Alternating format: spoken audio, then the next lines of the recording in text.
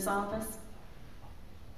I would agree that you definitely need to have an outgoing, personal attitude to be in any part of this position, because there are so many different situations that people are coming in that office for. And I believe that both Nedra and myself fall under that category as people persons, I guess. But it would be beneficial if you had more knowledge of just. I'm not exactly sure. I'm sorry. That's okay. I apologize, but you definitely need to be community-minded and want to work with the public to have this position. So that's where I fall on that. All right. And this question also asks, are there any open positions at this time? Oh, I would love to hire a bunch of people, but right now the budget for Henderson County just won't allow it. During the 2009-10 budget year, I actually lost 1.5 positions. So we're down 1.5 people. So at this point in time, unfortunately, we have no openings, so sorry. But you know, if I could, I would just throw the doors wide open, but unfortunately, I can't do that at this point. All right. Mr. King, how do you plan to avoid running out of space in the record room? There's a lot of documents in that office. If you guys have ever been in there, there's books on top of books on top of books, and now there's books on top of shelves on top of books. So there's a lot of paperwork in that office, and we need to. Some of that can definitely be transferred online and then stored somewhere else for more room in that facility.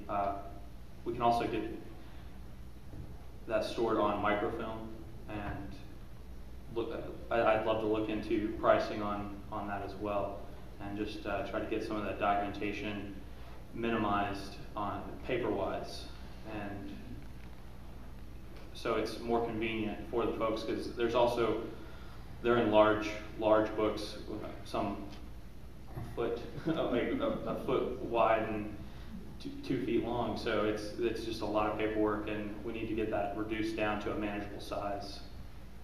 And to do that, it would be scanning those documents and then either getting on a computer or on microfilm. So that's where I stand on that. All right, thank you. Nedra Moles, how many people use the Register of Deeds room, including attorneys, paralegals, and citizens each day? Wow, in all my years of being here, nobody's asked me that. I really haven't had time to count. I would say on an average, we would have 25 people in there a day using the research facilities in the record room area where we store all of the real property records. So I would say anywhere on an average of 20 to 25 a day come in.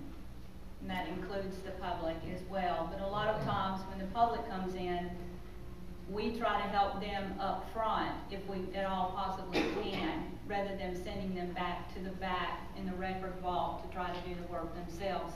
If we have the time to do that, sometimes we're really busy and we will direct them to the back with the understanding that they have any questions and need some assistance to please come back up front and let us know, and we'll work our way back there to help them. But I would say again, on average, between 20 and 25 a day. Now that's in the economy that we're in right now. That's not in the days when it was booming. Back then, you could have probably as many as 50 or more people back there, not necessarily at one time, but coming through in one day. All right, thank you.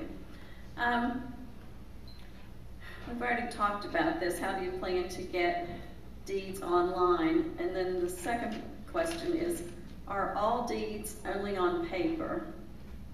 Ms. Moles? No, all my records are in paper, in books.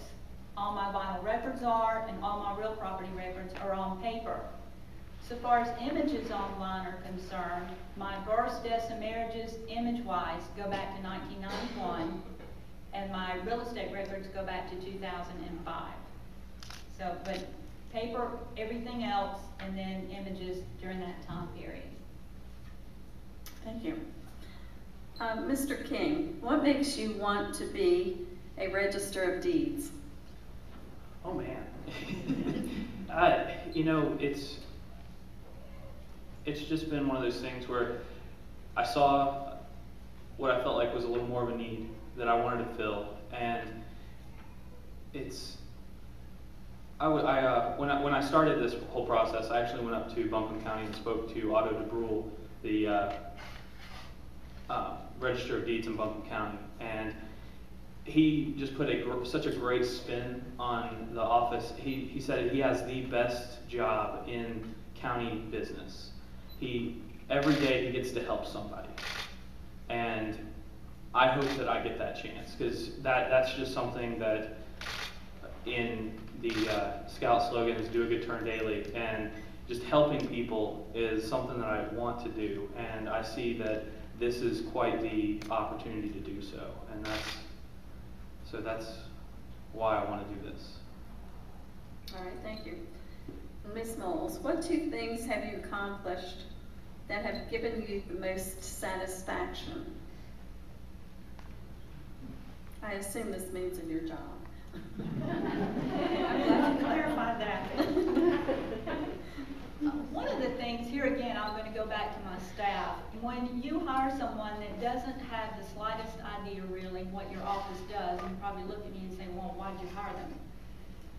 When you can see the potential in someone and they rise to that potential and even go beyond that, it is such a rewarding feeling to see somebody grow as an individual, to strive to be educated, to learn to communicate well with other people,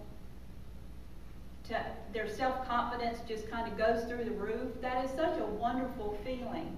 Just working with my staff, not just the ones I have now, but the ones through the years, just watching people grow as individuals. It's just an awesome thing. It truly is. And then another thing that I guess I'm really proud of and enjoy is the fact that when we did change indexing systems several years ago, I helped the programmer with the end product. And you have to understand, before he came along, I barely even knew how to turn a computer on. I don't own a computer at home.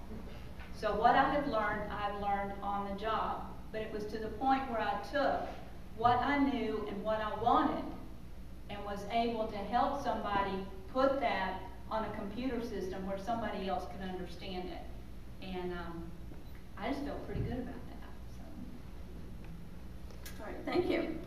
Mr. King, I know we've talked a little about this, but is there a privacy issue that you must consider putting information online? Well, I mean, yes, there is a privacy issue to a point. A lot of these documents, from my understanding, there was a certain time period where social security numbers and driver's license numbers were put on a few documents, but as of right now, there's not a lawyer in town that will put a social security number on those documents. So from this point on, no, there's definitely not a security issue, but there can be some in the past documentation. So and as Nedra pointed out, there's been a statute that those can be censored out as they're put online, and they can also once the system's in place, they can fill out a form to have their document not stored online, but still be stored in the facility as well. So. Okay. Nedra, do you have anything to add to that? I know you spoke briefly about the social security numbers earlier. Actually, there are a lot of documents in our record room that have social security numbers on them during the 1980s. The banks required the attorneys to put social security numbers on deeds of trust, never dreaming that we are where we are today, technologically speaking. I still have, once in a while, people will bring in a document, especially a power of attorney that maybe they've drawn up themselves, and they put their social security numbers all over them.